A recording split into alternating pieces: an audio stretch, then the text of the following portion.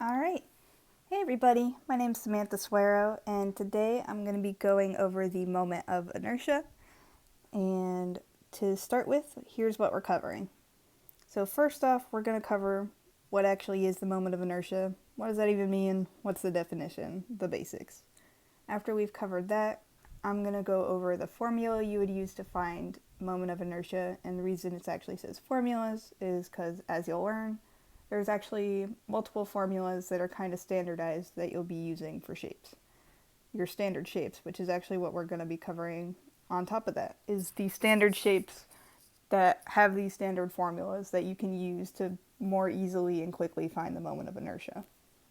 Then after that, I'm going to go over a quick example that I've taken from the book. And after that, it's just going to be the references. And let's get started. Starting up first, what is moment of inertia?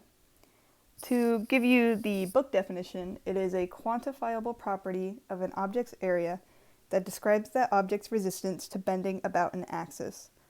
In more simple terms, it's basically a number that will define how much an object can resist being bent about a certain axis.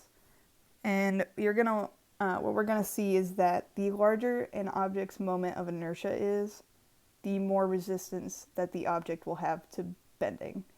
And that same goes for vice versa. If the moment of inertia is a smaller number, then that object has less resistance to bending. This is going to be an important topic for construction, is because you're going to need or want to know how objects should be oriented so that it is in a location or on an axis with the most resistance to bending. And the overall key is to be able to know how to orient objects so that it'll resist the largest load effect.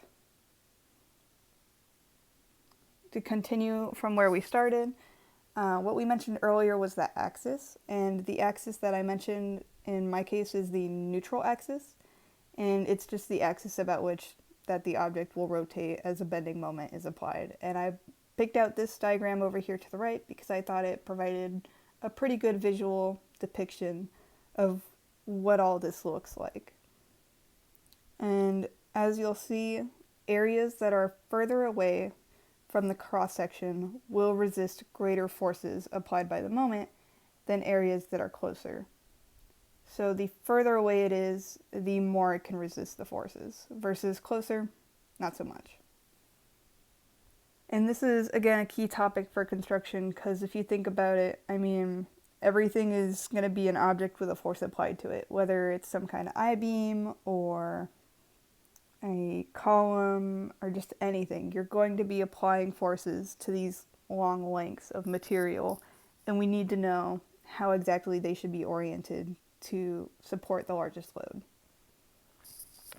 Now, the formula to find the moment of inertia, we're going to start with the general formula, and that is this one right down here, which is the moment of inertia will equal the total sum of distance squared from the neutral axis times the incremental area, which is distance times area. So we're going to make a quick note, and most typical shapes have a standard moment of inertia formula already about two different axes, which earlier I covered the neutral axis, but in terms of this class, I believe that the book, and we'll have to check with Dr. Kochek on this, but we're actually going to be using the centroidal axis for the purposes of this class, and so the formulas that I'm going to show you, the standard formulas, are about centroidal. Please know that if you are going to be finding the moment of inertia around the neutral axis, it is going to be a different set of standard formulas. And here is those standard formulas for standard shapes, because usually you're going to have a pretty large object that you can try and break up into smaller, more common shapes, similar to how you would do anytime that you're trying to find an area of an object. You break it up into shapes that we all know. And here are just some of those standard formulas. For the square, you just have base times height cubed over 12. That's your formula. Instead of that, Ix equals sum of y squared times dA. It's not that, it's the standard formula we have here.